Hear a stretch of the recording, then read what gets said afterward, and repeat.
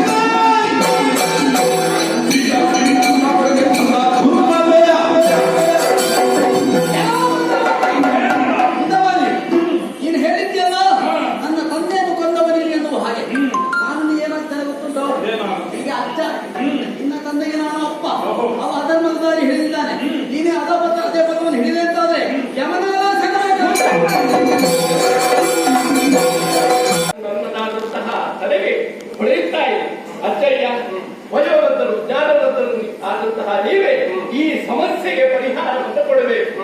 ನಮ್ಮ ಈ ಸಭೆಯಲ್ಲಿ ನುಡಿದ ಸಭೆಯಲ್ಲಿರುವಂತಹ ಮಹನೀಯರಲ್ಲಿ ಅಗ್ರಪೀಠಕ್ಕೆ ಯೋಗ್ಯನಾದಂತಹ ವ್ಯಕ್ತಿ ಯಾರು ಅಂತ ಹೇಳ್ತೀರಾ?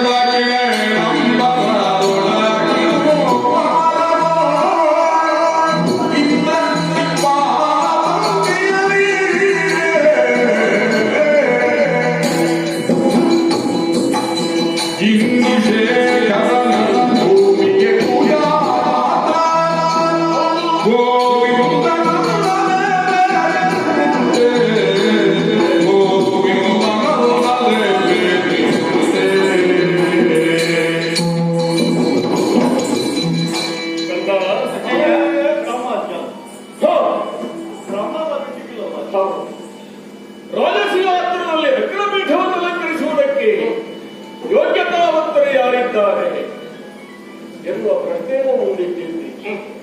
ಧರ್ಮಜನಿಗೆ ಜಿಜ್ಞಾಸೆ ಎನ್ನುವುದು ಮೂಡುವುದಕ್ಕುಂಟೆ. ಧರ್ಮಜ ತಿಳುವಳಿಕೆ ಇಲ್ಲದವನೇ, ಹಾಗಿದ್ದು ಹಿರಿಯನಾದಂತಹ ಅಜ್ಜನಿಗೊಂದು ಮಾನ್ಯತೆ ಕೊಡಬೇಕು ಎನ್ನುವ ಉದ್ದೇಶದಿಂದ ನನ್ನಲ್ಲಿ ಪ್ರಶ್ನೆ ಇಟ್ಟಿದ್ದೆ ಕುಮಾರ. ಧರ್ಮದ ದಾರಿ ತಪ್ಪಿದ ಧರ್ಮ ತಪ್ಪಿದ ಅಂತ ಹೇಳಬಾರದು. ಧರ್ಮದ ದಾರಿ ತಪ್ಪಲಿಕ್ಕಿಲ್ಲ. ಧರ್ಮ ನಿನ್ನಲ್ಲೇ ಹುಟ್ಟಬೇಕು. ನನ್ನ ಪರಿಸಮಾಪ್ತಿಯ ವೇಳೆ ಒಬ್ಬ ಯೋಗ್ಯತಾವಂತನಿಗೆ ಅಗ್ರಪೂಜೆ ಸಲ್ಲಬೇಕು ಅಂತ ಹೇಳುತ್ತಾ ಇದ್ದೀನಿ. ಸತ್ಯವಾಗದೆ ದಿಕ್ಪಾಲಕರ ಮಧ್ಯದಲ್ಲಿ ಪರಮೇಶ್ವರನಿಗಲ್ಲದ ಮತ್ತೊಬ್ಬರಿಗೆ ಅಗ್ರಪೀಠ ಸಿಗುವುದಕ್ಕುಂಟೆ. ಪೂಜಾರ್ಹ ಆ ಉಡುಪತಿ ಆ ಸ್ವಾಮಿ ಸೋಮನಾಥನಲ್ಲದ ಮತ್ತೊಬ್ಬನಿಗಲ್ಲ.